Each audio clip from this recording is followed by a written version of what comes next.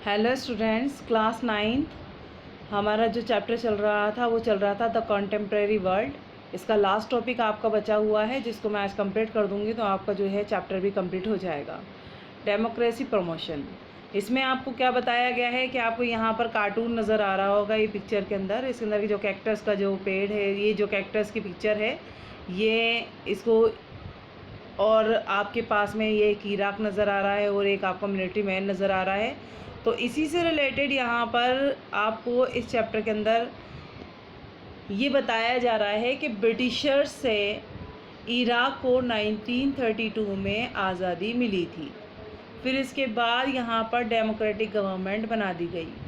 1968 के अंदर यहाँ पर क्या हुआ था कि सद्दाम हुसैन ने मिलिट्री कूप लागू कर दिया था, जिससे और फिर उसके बाद यहाँ मिलिट्री कूप लागू करने के बाद 1968 में ये पार्टी जो है वो पावर में आ गई और सद्दाम हुसैन जो है वहाँ पर जनरल बन गए 1979 के अंदर।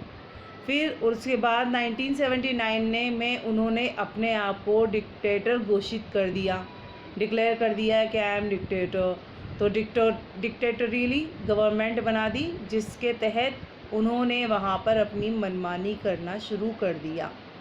तो इसके तहत उन्होंने वहाँ पर right to vote for women, औरतों को वोट देने का अधिकार भी घोषित किया और उसके साथ साथ उनको फ्रीडम भी ग्रांटेड कर दी, जो कि पहले इराक के अंदर नहीं थी।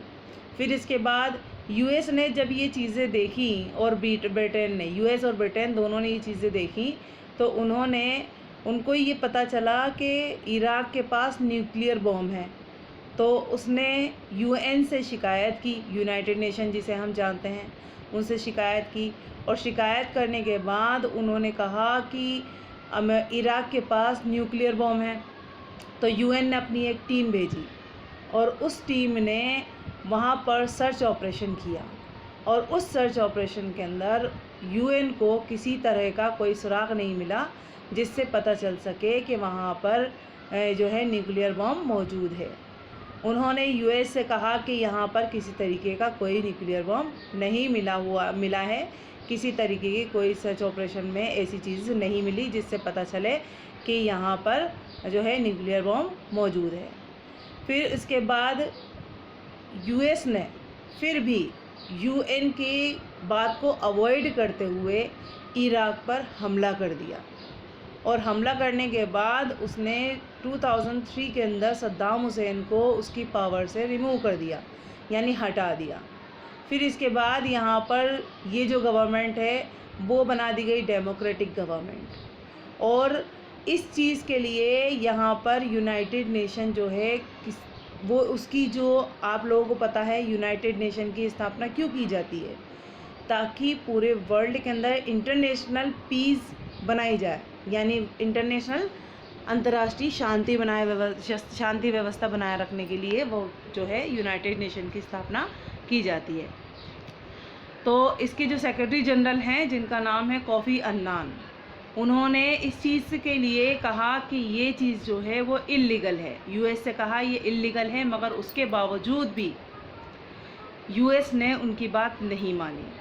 अब ये हमारा जो है चैप्टर कंप्लीट हुआ, मगर इससे हमें क्या पता चलता है कि ये पता चलता है कि यूएस यूएन की किसी तरह की कोई बात नहीं मानता है।